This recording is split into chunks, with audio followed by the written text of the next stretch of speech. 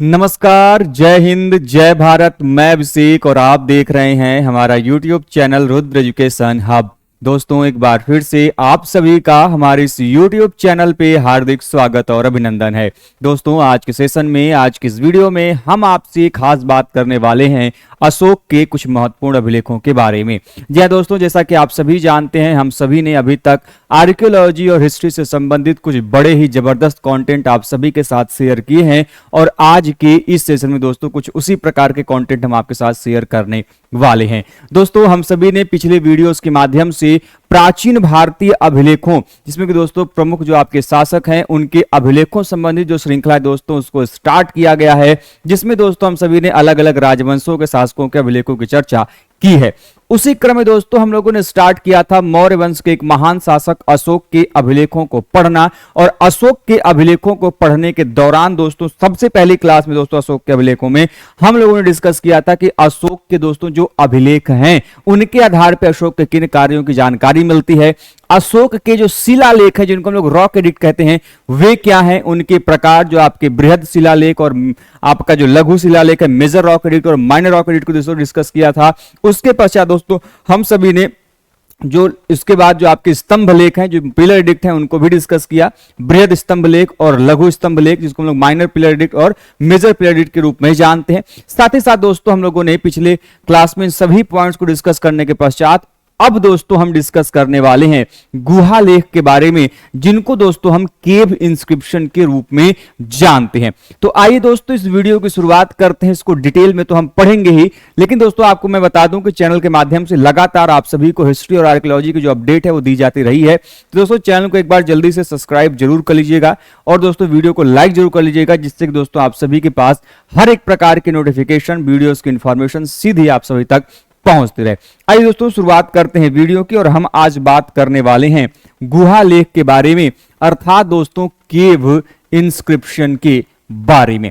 अब दोस्तों यदि हम गुहा लेख की बात करते हैं तो दोस्तों जो मौर्य काल के जो गुहा लेख हैं, ठीक है, वो हमें किन किन जगहों से प्राप्त हैं। देखिए मौर्य काल में कई सारे शासक हुए, चाहे हम चंद्रगुप्त मौर्य की बात करें, चाहे हम बिंदुसार की बात करें, चाहे हम अशोक की बात करें, चाहे हम दशरथ की बात करें, कई सारे शासक जो है मौर्य काल में हमें दिखाई देते हैं। अंतिम शासक आपके बृहद्रथ, उसके पश्चात बृहद्रथ के ही सेनापति जिनके पुष्यमित्र शुंग है वो उनकी हत्या करके एक नए राजवंश शुंग वंश की स्थापना करते हैं। खैर, तो ये जितने भी शासक हैं उनमें कुछ महत्वपूर्ण शासक ऐसे हैं जिन्होंने अशोक के अलावा जो अभिलेख है वो उन्होंने लिखवाए थे। अब उनमें जो गुहा लेख है उनकी चर्चा हम यहां पे करने वाले। तो दोस्तों तो मौर्यकालीन जो गुहा लेख है वो बराबर का क्षेत्र, नागार्जुनी जो कि पहाड़ियां हैं उनका क्षेत्र, सीतामढ़ी की जो गुफाएं हैं और रामगढ़ की जो गुहाएं हैं, वहां से इस प्रकार के जो आपके गुहा लेखों के जो प्रमाण हैं वह देखने को मिलता है। कौन कौन सी जगह बेटे? 4 जगह मैंने बताया। कौन कौन सा? बराबर, ठीक है, इसके अलावा नागार्जुनी की पहाड़ी, सीतामढ़ी की गुहाएं और रामगढ़ की गुहाएं, 4 स्थान ध्यान रखिएगा। अब सबसे इंपॉर्टेंट चीज ये बेटे कि जिन हम गुहा लेखों की बात कर रहे हैं यहां पे, समानतः हम जब भी अशोक के अभिलेखों की बात करते हैं, अब अशोक के अभिलेखों को आपने देखा कि 3 भागों में हम लोगों ने बांट के पढ़ा था बेटे। एक तो था आपका शिलालेख, ठीक है, दूसरा था बेटे आपका स्तंभ लेख, ठीक है, और तीसरा जो कि हम वर्तमान में अभी पढ़ रहे हैं गुहा लेख, ठीक है। तो शिलालेख जिसको हम लोग रॉक एडिक्ट कहते हैं, स्तंभ लेख जिनको हम पिलर एडिक्ट कहते हैं, और ये जो है आपका केव इंस्क्रिप्शन है, ठीक है। तो अभी तक आपने देखा कि जो शिलालेख या फिर दोस्तों स्तंभ लेख हुआ करते थे उनकी जो भाषा है प्राकृत, लेकिन उस पर कई प्रकार के जो मल्टीपल लैंग्वेज हैं, सॉरी जो स्क्रिप्ट है, जैसे यूनानी script, Aramaic script, Kharosthi script, Brahmi script जैसी जो आपकी लिपियां हैं, उनका प्रयोग हमें अशोक के अभिलेखों में दिखाई दे रहा था।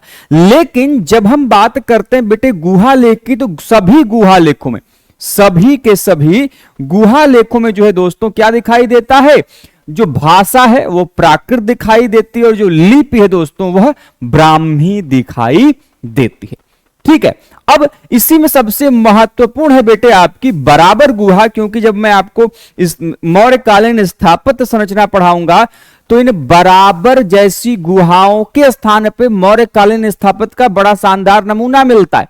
अब आगे फर्दर मैं पढ़ाऊंगा तो बताऊंगा किस प्रकार से जो लोमस ऋषि की गुफा है अपने आप में काफी ज्यादा महत्वपूर्ण है, उसका आर्किटेक्चर कितना जबरदस्त है। ठीक है, जो आर्च मिला हुआ है वहां से जो संरचना मिली हुई है एससी वाली, वो कितनी जबरदस्त है उसके एंट्रेंस गेट पे।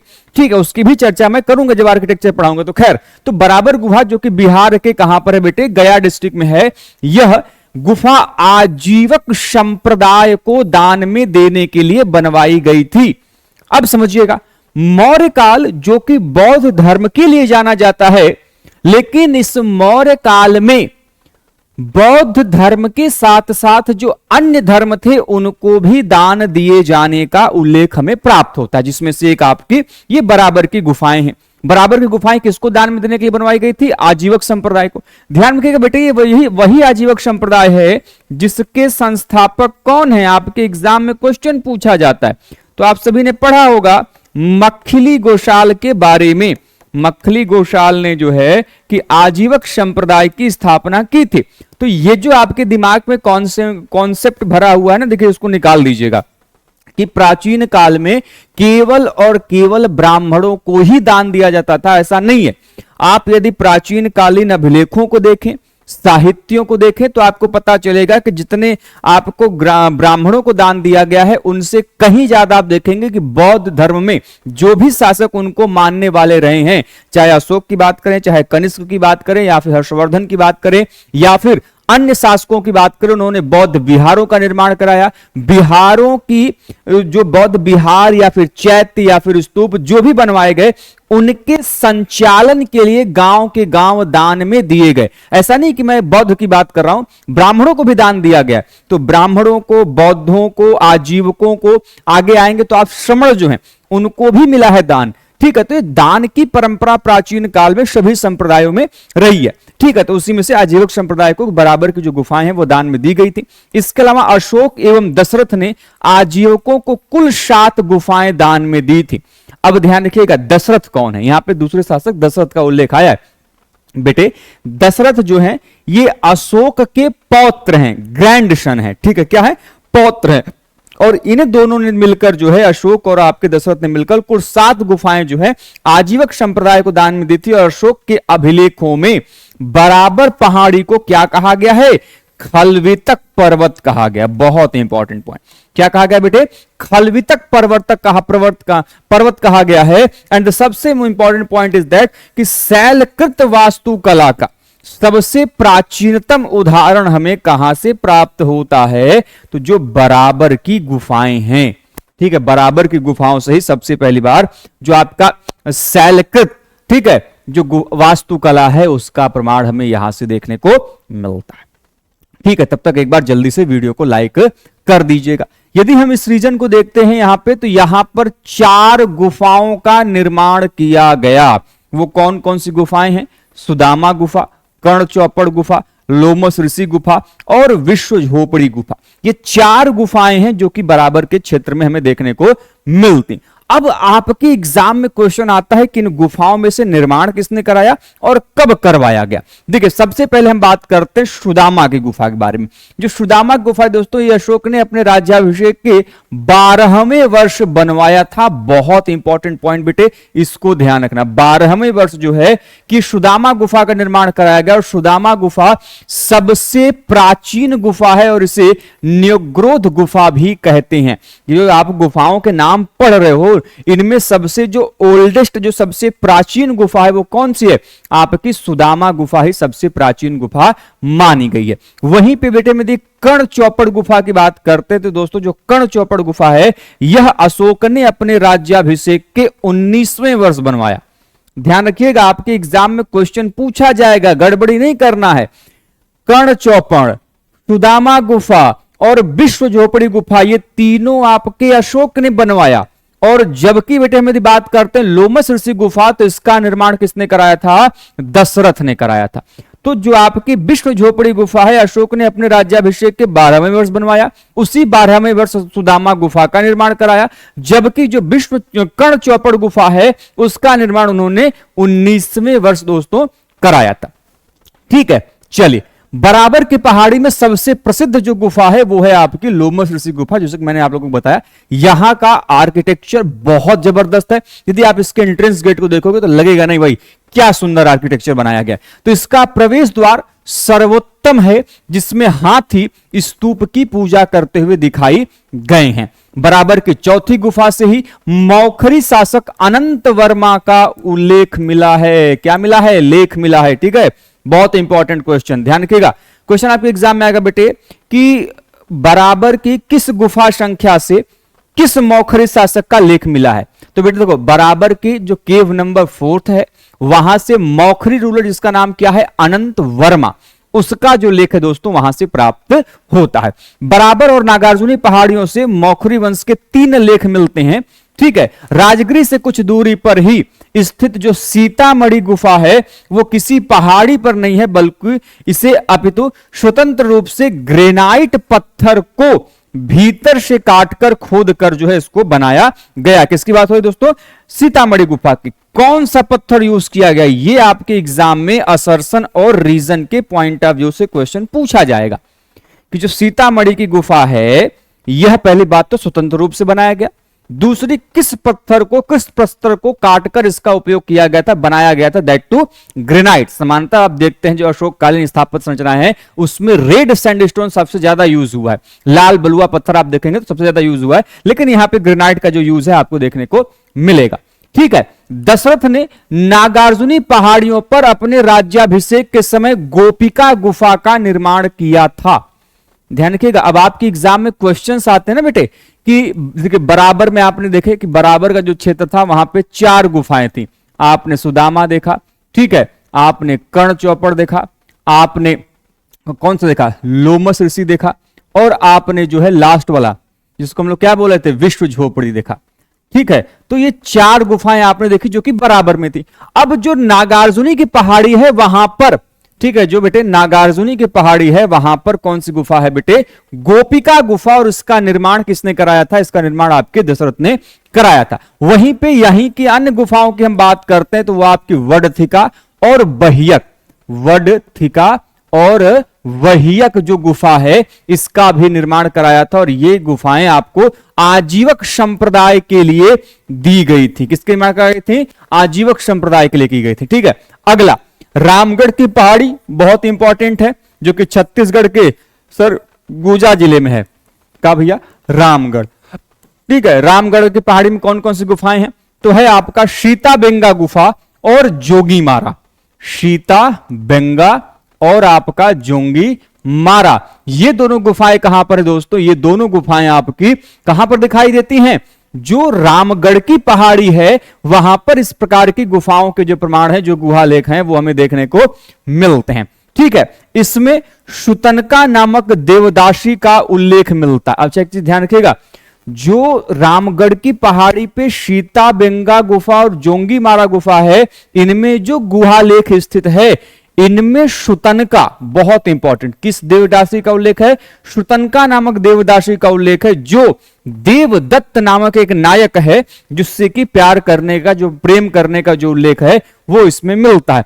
इंपॉर्टेंट पॉइंट यहां पर यह है, महत्वपूर्ण यह है कि प्राचीन नाट्य मंचन नायिका हेतु विश्राम गृह, रेस्ट हाउस फॉर एक्ट्रेस एवं मंदिर वेश्यावृत्ति का प्राचीनतम उदाहरण इस गुहा लेख से मिलता है। ठीक है, कि जो एक्ट्रेस के लिए जो रेस्ट हाउस है, मंदिर वेश्यावृत्ति इत्यादि के जो प्रमाण है वो हमें जो है यहां से देखने को मिलता है। और अर्थशास्त्र जैसे जो आपके ग्रंथ है जो कि कौटिल्य, विष्णुगुप्त या फिर चाणक्य ने लिखे थे, में ऐसे प्रेक्षागृहों के कई सारे उल्लेख जो हैं वह कौटिल्य या फिर चाणक्य जो है वह करते हैं। ठीक है, इसके अलावा अब ये तो आपने देख लिया कि जो प्राचीनतम गुहा लेख रहे हैं मौर्य काल के उसके बारे में। अब हम जो है कि इस गुहा लेखों के अलावा अशोक के जो कुछ नए इंस्क्रिप्शन मिले हैं जो कि भारत के अन्य क्षेत्रों से मिले हुए हैं उनकी भी चर्चा हम इस सेशन में करने वाले हैं। ठीक है, तो ये एक ओवरऑल व्यू था केव इंस्क्रिप्शन के बारे में। उम्मीद करते कि छोटी सी ये पॉइंट्स आप लोगों को समझ में आए होंगे। अब हम जो है कि भारत में कई जगह स्थानों पे नए नए जो लेख हैं अशोक के मिले हुए हैं, तो आइए दोस्तों उसकी चर्चा करते हैं। और उसकी चर्चा के पहले जल्दी से एक बार वीडियो को लाइक जरूर से कर दीजिएगा। दोस्तों, बंबई में जो सोपारा के पास स्थित आपका भातेला पोखर और आपका भुईगाम जो क्षेत्र है वो अपने आप में बहुत इंपॉर्टेंट है। क्योंकि यहां से अशोक के 8वें और 9वें अभिलेखों के जो कुछ अंश हैं वो यहां से मिले हुए हैं। कहां पर है दोस्तों? बंबई का जो सोपारा रीजन है वहां पर 2 स्थान, भातेला पोखर और भुईगाम, क्या मिला है? अशोक के 8वें और जो 9वां शिलालेख है उसके कुछ जो आपके अंश है, जो ट्रेसेस हैं वो यहां से मिले हुए हैं। दूसरा है बेटे कैमूर लेख। कैमूर आप सभी जानते हैं, कैमूर की पहाड़ियों को आपने सुना होगा, जो कि कहां पर पड़ता है दोस्तों? बिहार के रीजन में। तो बिहार की कैमूर की पहाड़ी से प्राप्त जो लघु शिलालेख है वो अपने आप में महत्वपूर्ण है, और इस लेख की भाषा पाली एवं जो लिपि है वो हमें ब्राह्मी दिखाई देती है। ये बहुत इंपॉर्टेंट है। सामान्यतः बेटे आप जब भी पढ़ते हो अशोक के अभिलेखों को तो वहां पे आप जो भाषा है वो प्राकृत पढ़ते हो, लेकिन जो कैमूर लेख है, कैमूर का जो इंस्क्रिप्शन है उसकी भाषा क्या है? पाली है, और जो लिपि है बेटे वो आपकी ब्राह्मी है। ठीक, और ये एक लघु शिलालेख है जो कि बिहार के कैमूर पहाड़ी से प्राप्त हो रहा है। ठीक है, अगला कनगनहल्ली, मोस्ट इंपॉर्टेंट, बार बार रिपीट होता है। कर्नाटक के गुलबर्गा जिले में स्थित कनगनहल्ली जो स्तूप प्राप्त हुआ है वहीं से अशोक की एक प्रस्तर प्रतिमा, स्टोन पोर्ट्रेट ऑफ अशोका के प्रमाण मिले हैं बेटे। बहुत इंपॉर्टेंट, अशोक का पोर्ट्रेट प्रतिमा अशोक का कहां से मिला है? कनगनहल्ली का स्तूप है जो कि कर्नाटक के गुलबर्गा जिले में स्थित है बेटे, वहीं से इसके जो प्रतिमा है उसका प्रमाण मिला हुआ है। एकदम रट मारिए। और इस प्रतिमा के साथ हमें एक लेख भी मिलता है जिसपे क्या अंकन मिला है? रान्यो अशोक। रान्यो मतलब राजा अशोक। ठीक है, किंग अशोका, यदि इसको इंग्लिश में ट्रांसलेट करोगे तो किंग अशोका, राजा अशोक होगा। तो क्वेश्चन आपकी एग्जाम में आ सकता है कि अशोक के प्रस्तर प्रतिमा का प्रमाण कहां से मिला है? तो ये कनगनहल्ली जो स्तूप है वहां से इसका जो प्रमाण है बेटे देखने को मिलता है, और इसी में इसके लिए रान्य अशोक जैसे जो टर्म है वो जो है दोस्तों देखने को मिला हुआ है। ठीक है, इस चीज को ध्यान में रखिएगा। नाउ आगे चलते हैं अगले पॉइंट की तरफ। अगला है देउर कुठार। देउर कुठार दोस्तों जो कि मध्य प्रदेश के रीवा डिस्ट्रिक्ट में स्थित है। देउर कुठार स्थान से अशोक का जो स्तूप है वो प्राप्त हुआ है, और साथ ही साथ ब्राह्मी अक्षरों में 6 पंक्तियों का एक लेख भी पाया गया है। तो क्वेश्चन ये उठता है कि देउर कुठार है कहां पे? देउर कुठार बेटे मध्य प्रदेश के रीवा में, और ये जो लेख है कुल 6 पंक्तियों वाला है, और ये ब्राह्मी स्क्रिप्ट में, ब्राह्मी लिपि में लिखा गया। अगला है बेटे आपका बाहापुर लेख, जो कि नई दिल्ली के अमरपुरी से प्राप्त एक लघु शिलालेख है। ठीक है, ध्यान रखिएगा, नई दिल्ली के अमरपुरी से प्राप्त एक लघु शिलालेख है, और इसे श्रीनिवासपुरी स्तंभ लेख भी कहते हैं। तो कल को यदि आपको बाहापुरी ने इंस्क्रिप्शन न देके श्रीनिवासपुरी स्तंभ लेख कह दे तो भी कंफ्यूज नहीं होना है, जो कि कहां से प्राप्त हुआ है? नई दिल्ली के अमरपुरा क्षेत्र से। ठीक है, अगला बुनेर अभिलेख। बुनेर अभिलेख जो कि तख्त ए बाही जो कि पेशावर का रीजन है वहीं के निकट ये इंस्क्रिप्शन प्राप्त हुआ है, और यह उत्तर पश्चिम प्रांत में ब्राह्मी लिपि का अकेला अभिलेख है। जब आप पाकिस्तान साइड जाते हो, बाकी आप वो अफगानिस्तान साइड जाते हो, तो वहां पे अभिलेखों की जो भाषा है वो क्या हो जाती है? बदल जाती है। ठीक है, क्योंकि सिंपल सी बात है, जो भाषा का प्रयोग है वो स्थानीय तौर के आधार पर किया जाता था। जैसे हम मान लीजिए कि हम उत्तर भारत के हैं, हम खासकर मान लीजिए यूपी के हैं, ठीक है, यूपी के रहने वाले हैं हम, ठीक है, तो अब हमारे आसपास जो भी इंस्क्रिप्शन किए जाएंगे, हमारी सरकार को नोटिफिकेशन निकालना है, वो या तो हिंदी में निकालेगी या तो इंग्लिश में निकालेगी। अब सरकार यहां पे नोटिफिकेशन तमिल भाषा में, ठीक है, मलयालम भाषा में, ठीक है, इन उड़िया भाषा में नहीं निकाले, क्योंकि यहां की जो पॉपुलेशन है वो किसको जानती है? स्थानीय भाषा यहां की क्या है? हिंदी है, या फिर कुछ लोगों के लिए इंग्लिश है। ठीक है, तो ऐसे में जो अशोक के अभिलेखों की भाषा है उसका जो चुनाव है वो स्थानीय तौर के आधार पर किया गया है। ठीक है, कुछ एक एक्सेप्शन मिले हैं, जिसका उदाहरण ये है बुनेर अभिलेख। तो आप जब पेशावर के रीजन में देखते हो तो वहां पे अन्य लिपियों का प्रयोग मिलता है, जैसे कि आपने देखा ब्राह्मी के अलावा खरोष्ठी है, आरामाइक है और ग्रीक है, उन लिपियों का प्रयोग मिलता है। लेकिन यहाँ पे उत्तर पश्चिम प्रांत में स्थित एकमात्र ऐसा अभिलेख है जिसमें कि ब्राह्मी लिपि का प्रयोग किया, और उसका नाम ध्यान में रखना है बुनेर अभिलेख। कहां से प्राप्त हुआ? तख्त भाई पेशावर से। अगला बेटे सन्नति, ये भी बड़ा इंपॉर्टेंट है।